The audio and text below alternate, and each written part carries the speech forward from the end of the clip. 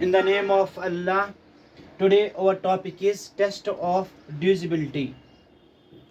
Test Tests of divisibility important topic है. अगर हम देखेंगे LCM HCF निकालने में बहुत ही काम आ जाता है. ये क्या मेथड है, पहले हमें ये समझना है. एक्चुअली अगर हमारे पास कोई नंबर हो, मिसाल के तौर पर 4246, तो हमें ये देख लेना है ये इन नंबरों से डिवाइड हो जाएगा. जैसे हम शुरू करते हैं 2 3 5 7 11. जब हम कैंसलाइजेशन भी करते हैं तो ये काम आ जाता है.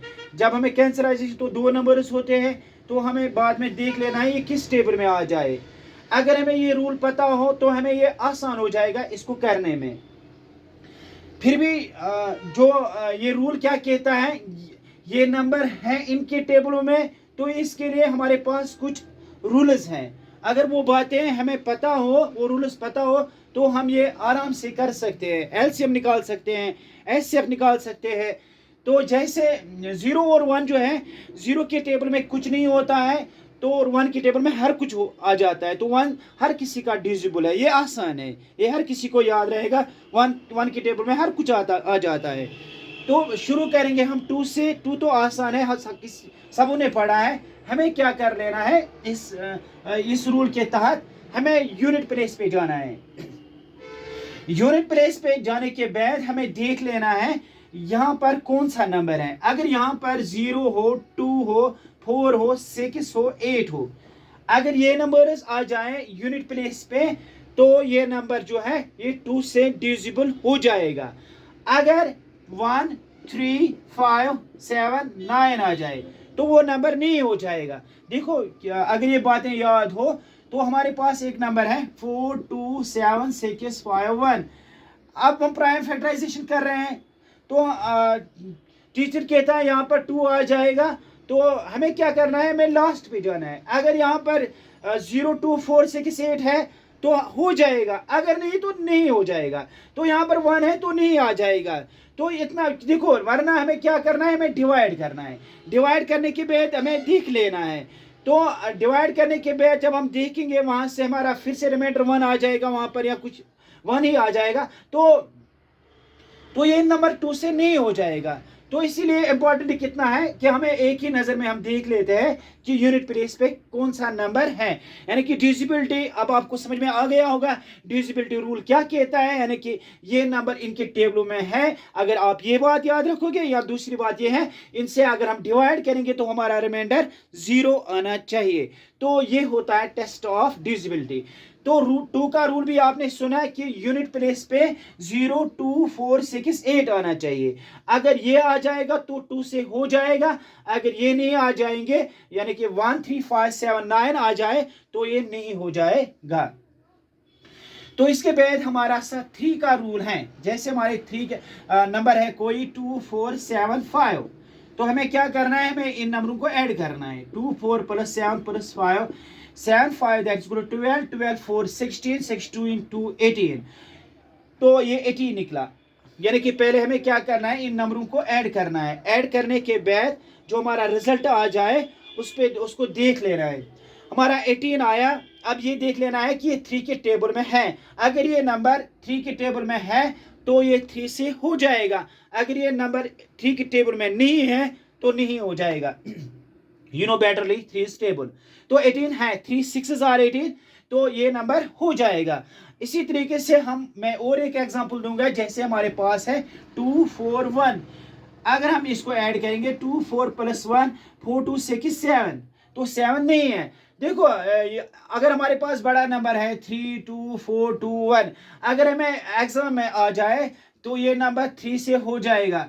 तो आधे बच्चे बैठेंगे, कोई बैठेगा करेगा डिवाइड या कोई और, तो उससे टाइम लग जाता है. क्योंकि आप सबों को पता है बड़े बड़े एग्जाम में टाइम नहीं होता है उतना जितना हम सोच लेते हैं. 1 मिनट में क्वेश्चन 2 करने होते हैं.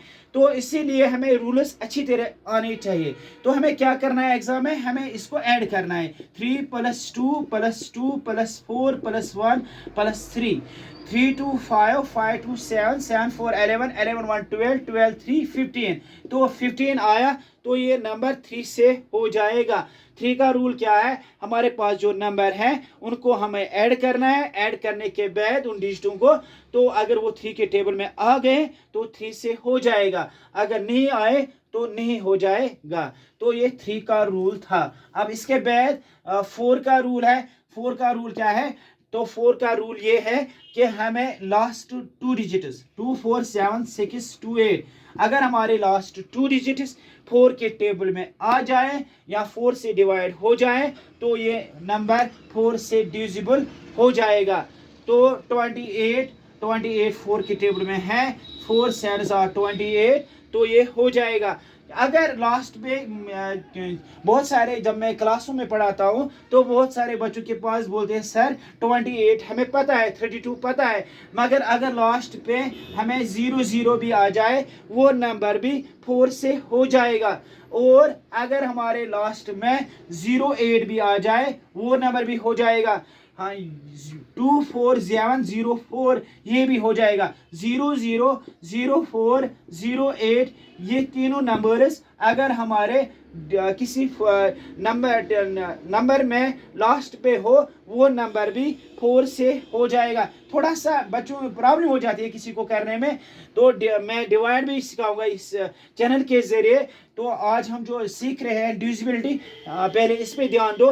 लास्ट के 2 नंबर्स हमारे 4 के टेबल में अगर हो तो वो हो जाएगा, या लास्ट के 2 नंबर्स डिविजिबल, वैसे ये डिविजिबल हो जाएगा। प्रॉब्लम हो जाती है किसी को 4 0 0, 4 2 8, अगर इसके बरअक्स कोई भी नंबर हो, यानी कि जो 4 से ना हो जाए तो वो नंबर्स 4, तो वो 4 नंबर 4 से नहीं हो जाएगा। जैसे 1 2 1 4, तो 14 जो है ये 4 के टेबल में नहीं है तो नहीं हो जाएगा।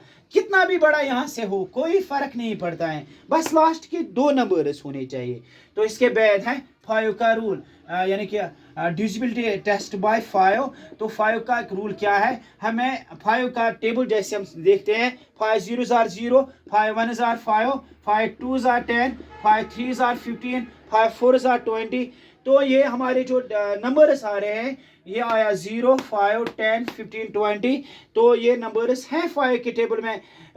तो यानी कि 5 का रूल, यानी कि जिसके लास्ट में 0 और 5 आ जाए, जैसे 5 के टेबल में 0 5 10 15, लास्ट पे हमारा 5 या 0 रहता है, तो इसका मतलब ये हुआ डिविजिबिलिटी बाय 5।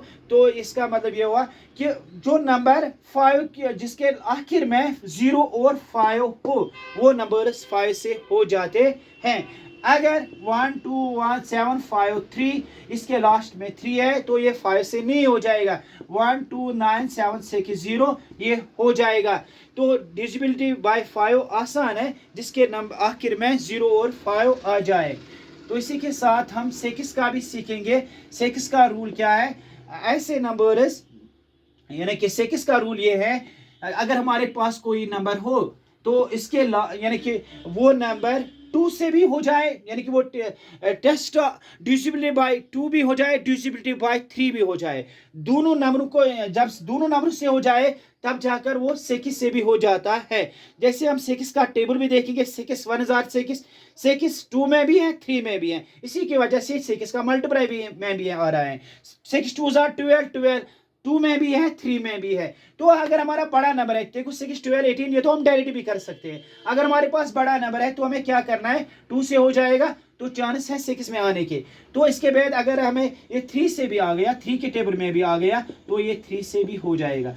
2 3 5 5 4 9 9 2 11, तो 11 जो है ये 3 के टेबल में नहीं है, तो इसका मतलब है 6 से भी नहीं हो जाएगा। 6 के लिए जरूरी है एक नंबर 2 से भी होना चाहिए और 3 से भी होना चाहिए, तब जाकर वो 6 से भी हो जाएगा। तो आज आपने क्या सीखा।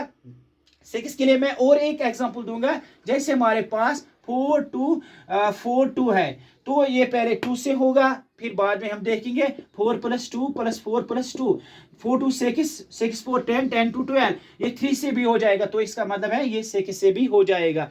तो आज आपने क्या सीखा, 2 का रूल, 3 का रूल, 4 5 6। आप इस वीडियो को बार बार देखो तो आपको समझ में आ जाएगा, यानी कि बिल्कुल मैंने आसान तरीके से बताया कि 2 से कौन हो जाता है, 3 से कौन हो जाता है, 4 से, 5 से, 6 से। तो नेक्स्ट वीडियो में आपको 7 8 9 10 का बताऊंगा, 11 का बताऊंगा, हर किसी का बताऊंगा। टेंशन लेने की कोई बात नहीं है। जो फेसबुक पे ये वीडियो देख रहे हैं उनके लिए ज़रूरी नहीं है वो मेरी चैनल सब्सक्राइब करें, ताकि मैथमेटिक्स के जो हमारे जो बेसिक कॉन्सेप्ट्स हैं वो आप सीख पाओगे। तो कुछ नहीं करना है, teaching by Tanveer sir subscribe करना है। Thank you today.